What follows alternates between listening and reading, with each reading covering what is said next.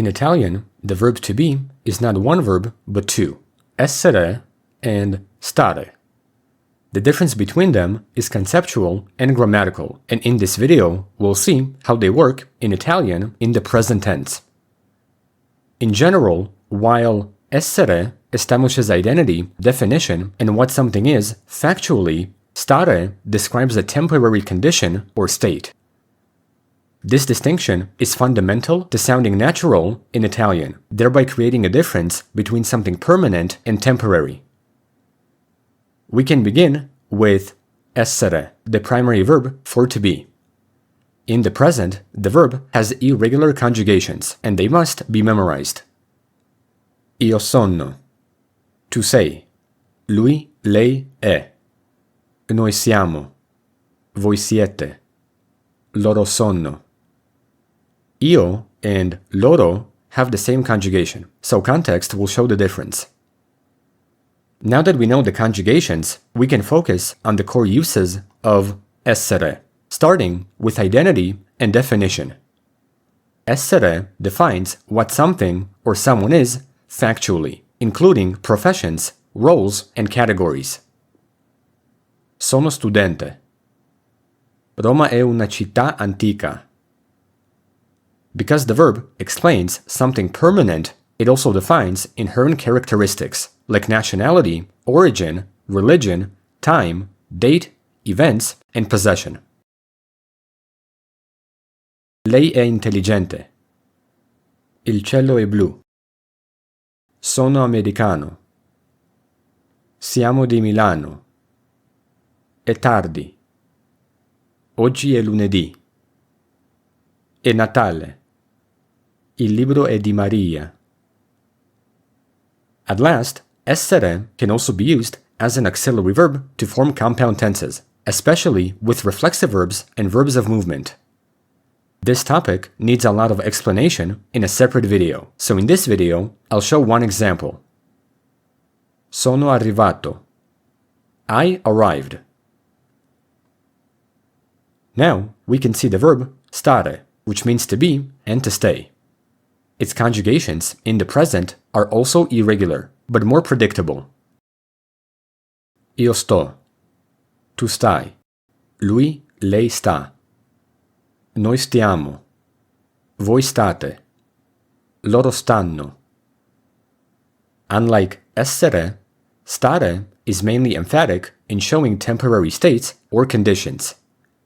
This means that the verb can describe physical or emotional states that can change over time, and specifically, it emphasizes something that a person may feel in the moment.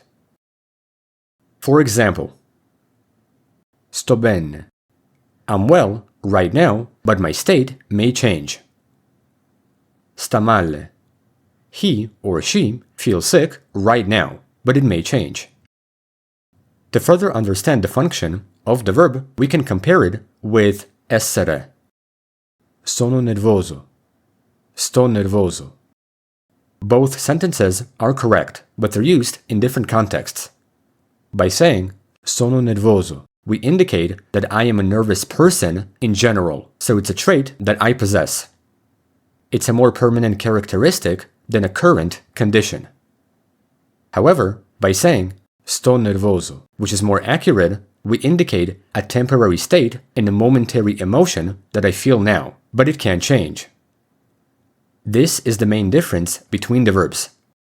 Essere indicates something permanent, which is a trait, and stare is about something temporary, which is a momentary state happening right now. Considering this difference, it explains why stare can be used to indicate location, especially something situational. Sto a casa. Stiamo qui. Still, essere can also indicate location, like from where someone is, but stare emphasizes presence and staying in a temporary condition. To make sure that we fully understand this concept, we can compare the verbs with adjectives, which is where nuance matters most.